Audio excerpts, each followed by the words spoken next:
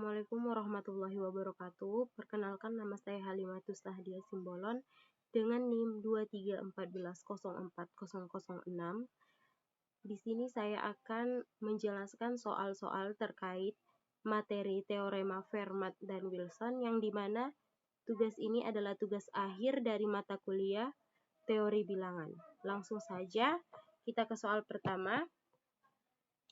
Soal pertama yaitu dia diminta ibunya pergi ke minimarket membeli beberapa belanjaan, diantaranya 10 bungkus kopi, 25 bungkus mie instan, 5 kaleng sarden.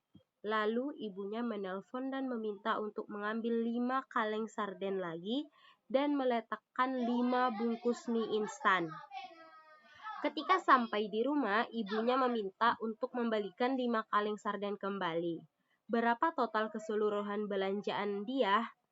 Maaf teman-teman sekalian, di sini ada kesalahan teknis. Jadi langsung saja kita ke penyelesaiannya, yang dimana diketahui X sama dengan 10 bungkus kopi. Jadi X ini pemisalan ya teman-teman. Teman-teman boleh menggunakan A, B, C ataupun sesuai abjad yang teman-teman sukai. Dan Y ini diumpamakan sebagai 25 bungkus mie instan atau dikembalikan 5 bungkus. Dan Z adalah 5 kaleng sarden atau 3 kali pengambilan. Jadi yang ditanya itu total belanjaannya si Diah ini teman-teman. Jadi langsung aja kita ke jawaban. Total sama dengan X tambah Y kurang 5 tambah Z kali 3. Kenapa kurang 5? Dalam soal cerita tadi, nah di sini 25 bungkus mie instan. Nah, pada saat itu ibunya menelpon lagi meminta untuk meletakkan 5 bungkus dari mie instan. Makanya terjadi Y kurang 5, karena ini kan sudah dikembalikan dari 25 bungkus tadi. Nah, ditambah Z dikali 3. Kenapa dikali 3? Karena si dia ini mengambil 5 kaleng sarden sebanyak 3 kali. Nih. Ibunya meminta untuk membalikan 5 kaleng sarden kembali. Jadi, kita selesaikan, kita substitusikan angka-angka tersebut. Jadi, X itu kan ada 10. Y-nya itu ada 25. Jadi, 10 tambah 25 kurang 5.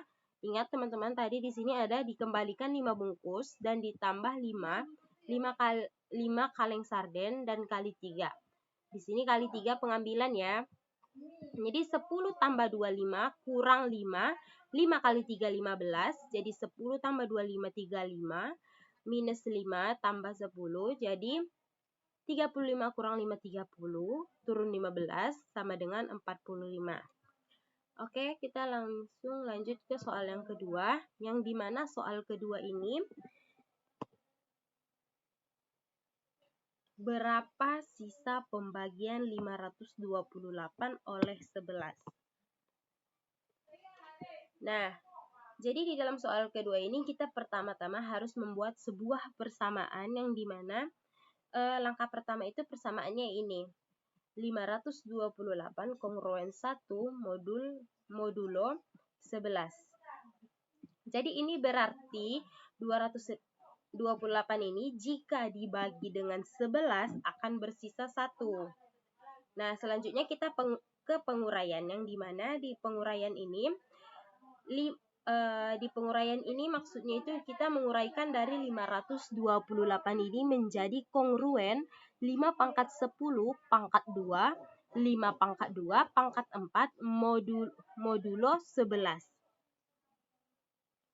Jadi setiap bilangan ini diubah menjadi bentuk pangkat untuk memudahkan perhitungan selanjutnya.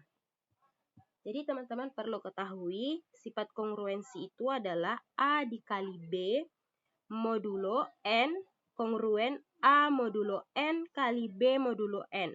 Jadi sifat ini menyatakan hasil kali dua bilangan modulo N sama dengan hasil kali sisa masing-masing bilangan modulo N.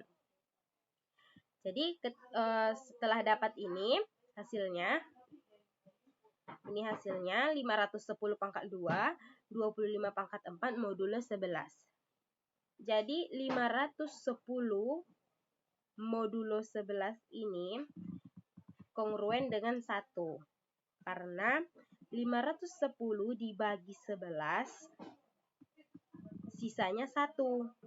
Begitu juga 25. 25 kongruen 11.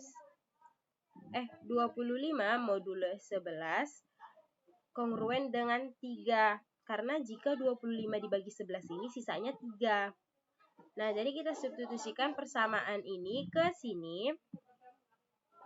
Jadi 1 pangkat 2, maaf teman-teman, di sini sebetulnya ada 1 pangkat 2 kali 3 pangkat 4 modulo 11. Jadi hasil perkalian ini dihitung. Jadi 81 modulo 11. Karena 81 dibagi 11 sisanya 4, maka 528 dibagi 11 bersisa 4. Jadi, maaf ini ada kesalahan, ini sebetulnya 528. Jadi hasilnya 528 dibagi 11 bersisa 4.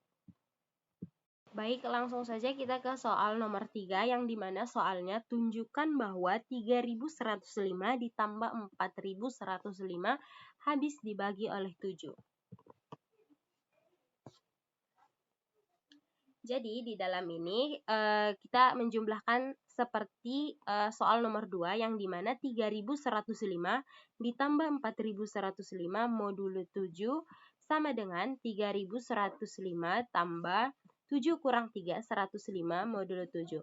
Jadi teman-teman pasti bertanya kenapa ini 7 kurang 4. Jadi dari 4105 ini kita uraikan menjadi 7 dikurang 3. Kenapa 7 dikurang 3? Karena dia supaya penyebut awal angka awalnya itu sama dengan sebelah kanan dan sebelah kiri. Jadi 3105 ditambah kurang 105 modulo 7. Jadi sini kan positif, di sini negatif, jadi hasilnya habis, maka sama dengan 0 modulo 7. Soal nomor 4, tentukan 2 angka terakhir dari 7 pangkat 355. Jadi di soal nomor 4 ini kita bukan menggunakan, tapi kita menyelesaikan dengan 2 cara, yang dimana cara pertamanya itu gunakan sifat modulo untuk menghitung 2 angka terakhir, yaitu modulo 100. Yang dimana 7 pangkat 1 itu kongruen 7 ya, karena 7 pangkat 1 itu kan 7. Kecuali 7 pangkat 0 itu baru hasilnya 1.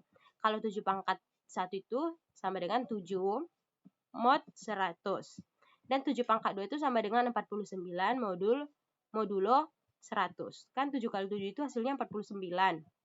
Nah, di 7 pangkat 3 ini hasilnya itu 343 sama dengan modulo 100. Langsung ke 7 pangkat 4 ini. Nah, kan di 7 pangkat 4 ini sudah berbeda 43 ya. Seharusnya kan 347 ini dikali 7 lagi. Tetapi karena katanya tadi gunakan sifat modulo untuk menghitung 2 angka terakhir. Nah, ini 2 angka terakhir. Sebetulnya di sini udah dapat jawabnya, cuman karena dia tadi di soal ada 700 pangkat 355, maka kita kerjakan terlebih dahulu 7 pangkat 4 ini kongruen dengan 43 kali 7, kongruen 301, kongruen 1 modulo 100. Jadi yang di B ini dari sini 7 pangkat 4 sama kongruen 1 modulo 100. Karena 355 sama dengan 4 dikali 88 tambah 3, maka 7 pangkat 355 ini kongruen dengan 7 pangkat 4.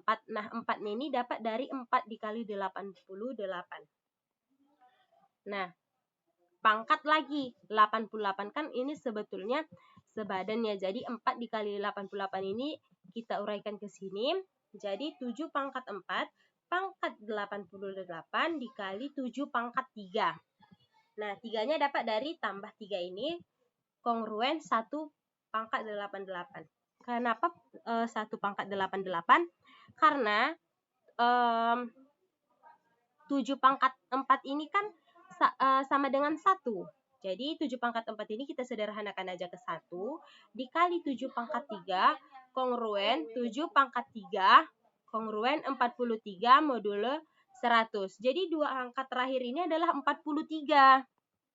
Nah, hasil akhirnya itu adalah, kan dia tanya tadi, tentukan dua angka terakhir dari 7 pangkat 355.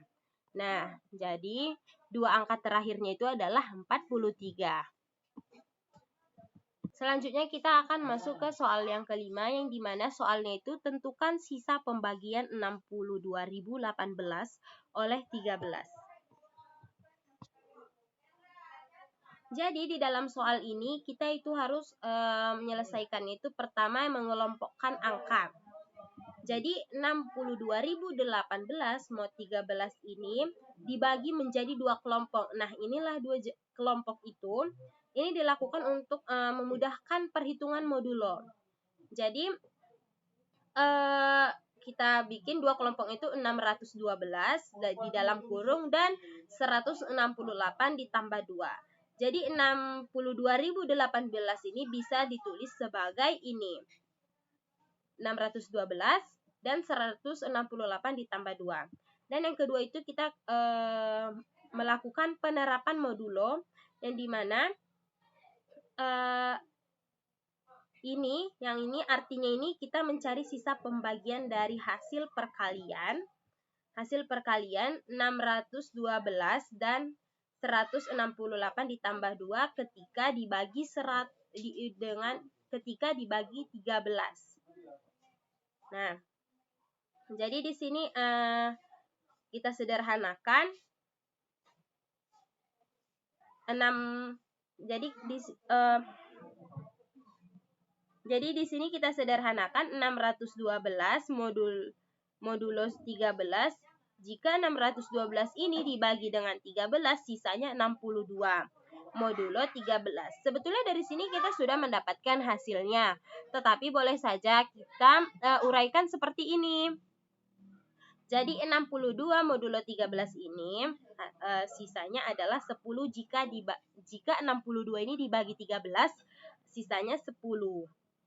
Dan ini adalah penguraiannya, yaitu 36 modulo 13, 10 modulo 13. Mungkin cukup sekian yang dapat saya sampaikan. Mohon maaf apabila ada kata-kata yang salah. Wassalamualaikum warahmatullahi wabarakatuh.